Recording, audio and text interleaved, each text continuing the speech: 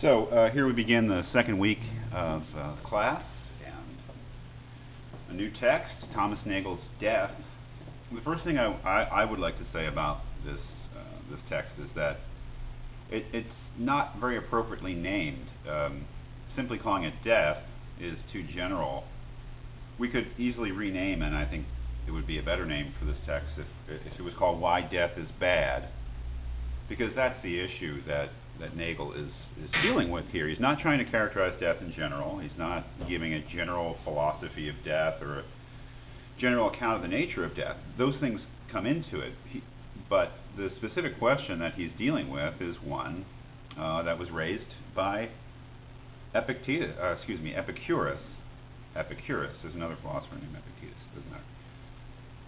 And that is how we should regard death, and whether death is bad, whether death is an evil. He says in the very first paragraph on page 73, if, as many people believe, death is the unequivocal and permanent end of our existence, that is, putting aside any possibility of the immortality of the soul, that's not part of what this is about. We'll talk about that stuff later, but put that out of your mind for now.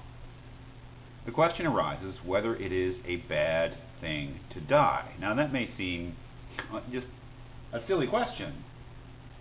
Of course it's a bad thing to die. But remember, Epicurus has suggested that it's not. At least that seems to be the implication from Epicurus's account of what death is, and it not really being anything we ever experience, and so it can't be either good or bad. So it's a legitimate question, with the question whether it is a bad thing to die.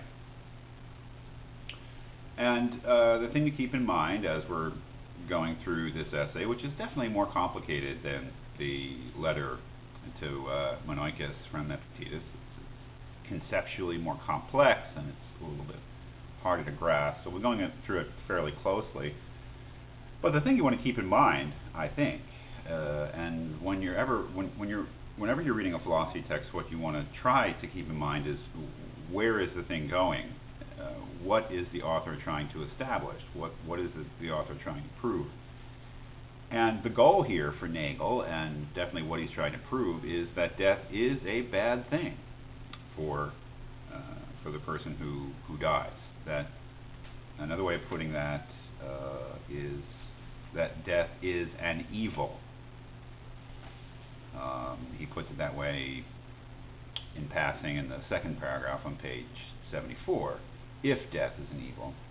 So what he wants to do is to build a case for saying that death is bad, that death is an evil, that when someone dies, something bad happens to them. And just to skip ahead to the very end, which we'll be meticulously getting to, that the very last line, he says on page 80, it may be that a bad end is in store for us all. And that's a kind of funny and ironic way of putting one of the implications of his argument here, and that is that to some extent or another, death is always an evil. And as we'll see, that's because whenever there's a possibility of life being a good, death, which takes away that good, which deprives us of the good of life or the goods of life, is always an evil because it deprives us of those. So as we get started in this reading this essay, again, it's fairly complex but fully comprehensible. We just have to take our time with it and do a little interpretation. The thing to keep in mind is that what Nagel is trying to establish is really a refutation of Epicurus, who said that death is neither good nor bad, because since death is not something we experience, since death is the taking away of all experience, the ability to experience, it's nothing to us, neither good nor bad. What Nagel wants to establish is that Epicurus was wrong, or he was confused, or he just didn't have it right, that clearly death is a bad thing, that it is an evil. And you could say that what Nagel wants to do is to restore what he would call our common sense or natural view that death is an evil. So we'll get started in the next essay, or the next talk on this essay, looking in detail at his argument.